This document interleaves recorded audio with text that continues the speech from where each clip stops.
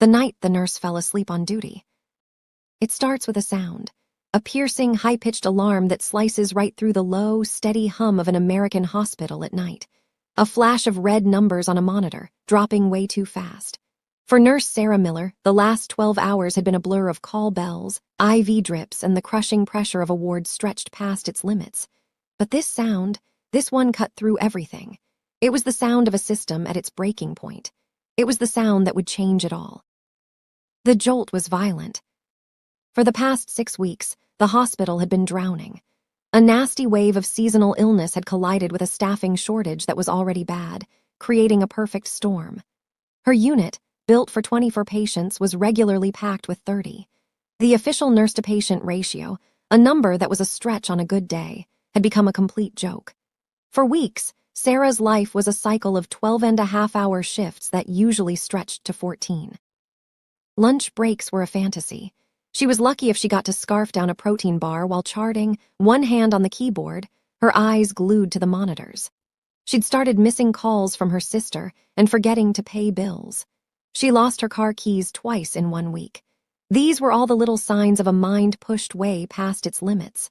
Nurses call it burnout, but that word feels too soft for the crushing weight it really describes. It isn't just being tired. It's a deep erosion of who you are, a state of complete emotional, physical, and mental exhaustion.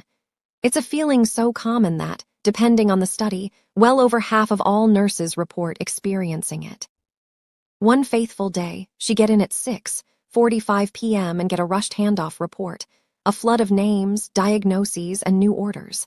Then the sprint began. Bed 301 needs pain meds. The family in 302 has questions. Bed 305's IV pump is beeping. Bed 309 is confused and trying to climb out of bed. It was a relentless game of priority whack-a-mole where every single decision felt monumental. One moment, the heavy fog of exhaustion had finally pulled her under, her head resting for just a second on the cool surface of the nursing station desk. The next, adrenaline shot through her veins, cold and sharp. The alarm was for room 304. Mr. Henderson. Her heart hammered against her ribs as she scrambled from the chair, the scene unfolding in that nightmare combination of slow motion and frantic speed.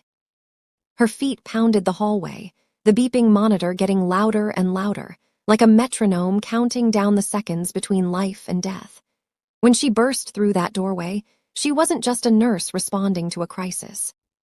And then there was Mr. Henderson in 304, a 68-year-old retired teacher, recovering from a standard gallbladder surgery.